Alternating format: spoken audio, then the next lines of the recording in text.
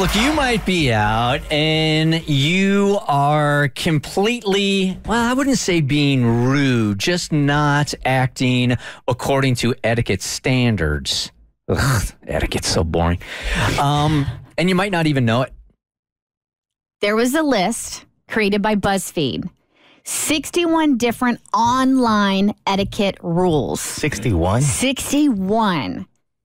But we've narrowed it down to the top 10. I thought we should debate. Okay. I know some of you are very passionate about some of these, and there are some that I do not agree with. And even though you wouldn't look at me and think etiquette, I try to follow it. What? Did you almost spit out your water? I did. I wasn't ready for that. All right. So here are a few of the online etiquette rules that we all should be following. Number 1, if someone sends you a meme you've already seen, ha it anyway, and don't send back, yeah, I already saw that. So just laugh at my damn meme that I sent you. I'm not gonna lie, I do that. You do it? Yeah, I do that. I already saw it. You're rude. Come on. Why not? Just let the person have their moment. I even do it like when people try to tell me what's going on in the news. I'm like, do y'all know what I do for a living? You're never going to win that battle. I just let it go. Yeah. I know he's out sick today. Tommy's the worst at this, too. Is he? Yeah. Oh, absolutely. All right, I'll just laugh from that one. Thank you. All right, you got it. You don't even have to say ha. You can just ha it. Got it.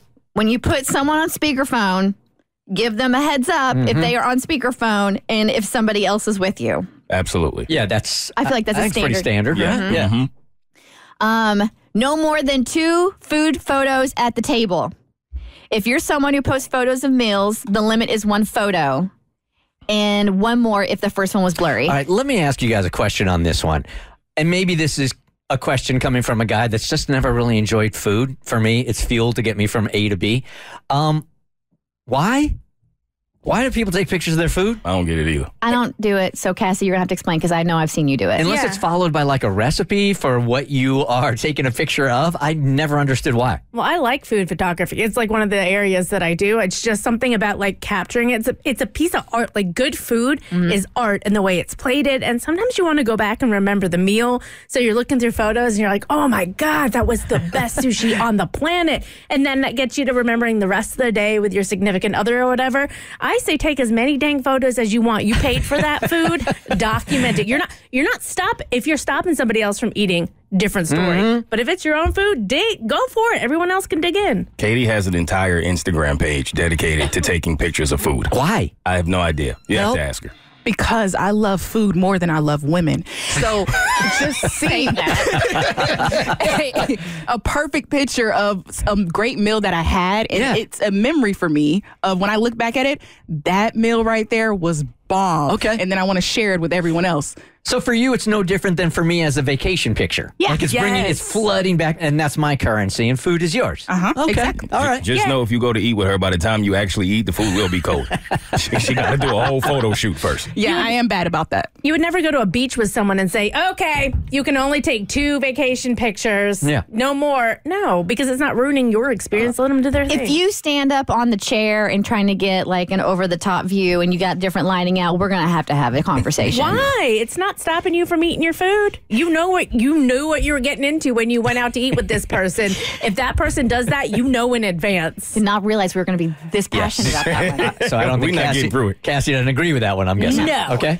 You should unfollow your friend's exes out of solidarity. Oh, the exception is when it's amicable and they are still friends. But if they are not friends and they unfollow, you should follow suit by unfollowing as well. Look, man, loyalty is a lost art. I agree with this one. I agree with this one too. Yeah. 100%. I agree with it as well. Never text the word hi or hey. It's a waste of time and creates an annoying extra ding for them to deal with.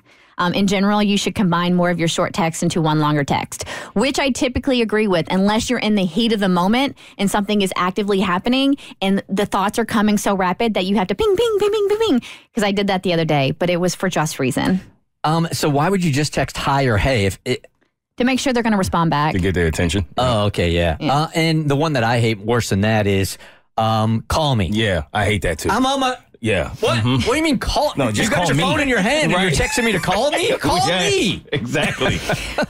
We all agree with this one. It's rude to start a video chat without asking. Never FaceTime someone out of the blue ask first. Bert.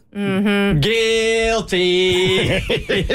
I would so much more prefer to FaceTime than actually call somebody. I hate talking, but if I can see you, I am down, but it freaks people out. But do you have any idea what it's like to, like, it's the afternoon and your boss FaceTimes you and you're like, oh, God. People don't FaceTime unless it's serious. It's serious, news. yeah. Really? Yes. It's because he has an attention problem. He needs to see your face to pay attention. Truth. I will give you credit. You've gotten a lot better. You'll text now and say, when are you available to FaceTime, which preps me and it makes me, that I can do. Okay, I assure you that my politeness in that area was a mistake. I didn't know I was doing that. Oh, well, you did it, and I very much appreciated it. My heart did not plummet. I did not get the anxiety sweats. The FaceTime is usually, this is how it usually goes. FaceTime call, somebody sends it to voicemail or whatever, says they're not available, and then I get a call back in a minute, and that's mostly women, meaning that they're putting themselves together before they can be seen on camera. I get how it goes. No, mine is just because I multitask.